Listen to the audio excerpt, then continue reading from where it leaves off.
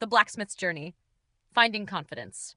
In a small, quiet town nestled between rolling green hills and winding rivers, there lived a humble blacksmith named James Walker. He was known for his honesty and dedication to his craft, but despite his skill, James struggled with something that had held him back his entire life: his lack of confidence. No matter how much effort he put into his work, doubt always crept into his mind. He feared making mistakes, speaking up, and proving his worth to others. As a result, he preferred to work in the background, never seeking recognition for his craftsmanship. James had a younger brother, Ryan, who was the complete opposite.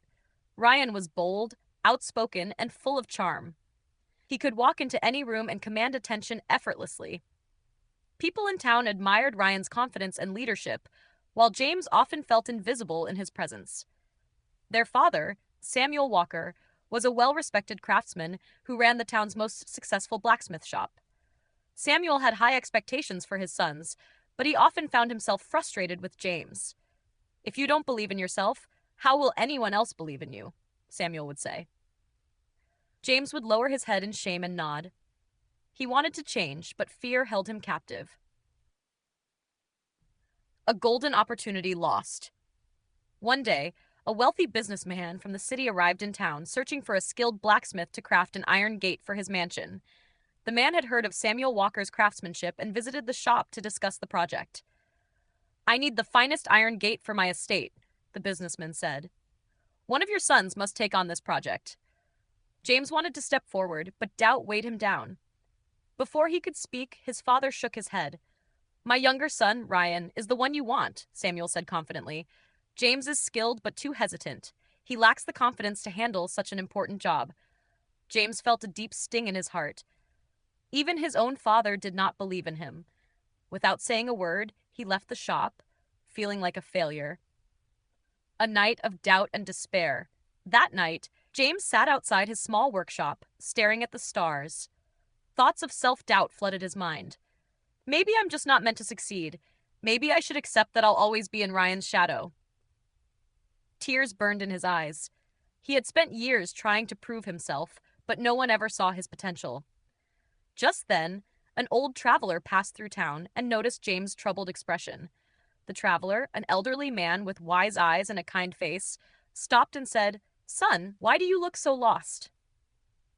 James hesitated but felt an unexplainable trust in the stranger.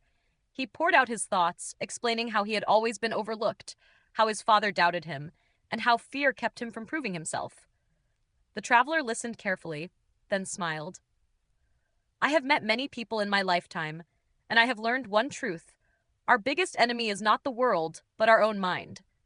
If you want to change your life, I have a challenge for you. Will you accept it?" James was unsure, but something about the man's words gave him hope. "What is the challenge?" The traveler reached into his pocket and pulled out a small iron ring. He placed it in James' hand. "Take this to the city and sell it. But remember, you must not accept anything less than 1 gold coin for it. Do not return until you succeed." James examined the ring. It looked ordinary, not worth much. 1 gold coin?" he asked, doubtful. The traveler nodded. "You will understand soon. Will you do it?" James took a deep breath and nodded. A journey of rejection and persistence. The next morning, James set off for the city. He approached a jeweler and held out the ring.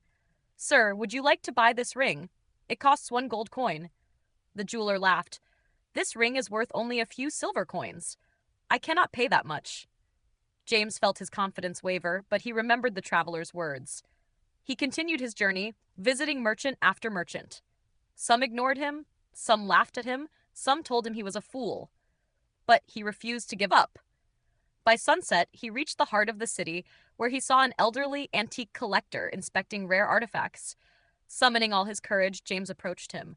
"Sir, would you be interested in this ring?" "It is worth 1 gold coin." The man took the ring, examined it closely, and smiled. "Young man, do you know what you have here? This is no ordinary ring. It is a rare antique, far more valuable than 1 gold coin. I will pay you 10 gold coins for it." James was stunned. He had doubted the ring's worth, just as he had always doubted himself. With renewed confidence, he returned to the traveler and shared what had happened. The traveler nodded. "Do you see the lesson now? Just as you underestimated this ring, you have underestimated yourself. Your true worth is far greater than you believe, but others will only see it if you see it first. Returning home with a new mindset. For the first time in his life, James felt something shift inside him. His biggest weakness had never been his skills, it was his lack of belief in himself. Determined to change, he returned home and started working harder in his workshop. He experimented with new designs, created intricate ironwork, and poured his passion into every piece. At first, people were skeptical, but as James's confidence grew, so did their admiration. When the businessman returned to town, he was amazed by the craftsmanship of James' latest work. "Who made this?" he asked, admiring a beautifully designed iron gate. James stepped forward. "I did," he said firmly, looking the businessman in the eye. The businessman smiled. "Then you shall craft the gate for my mansion." James' father, Samuel, who had always doubted him, watched in silence, realizing how much his son had changed. "I was wrong about you," Samuel admitted. "You were never weak. You just needed to believe in yourself." A new chapter begins. Years passed, and James became one of the most respected blacksmiths in the region. His name was known far and wide, and even his once doubtful father was proud of him.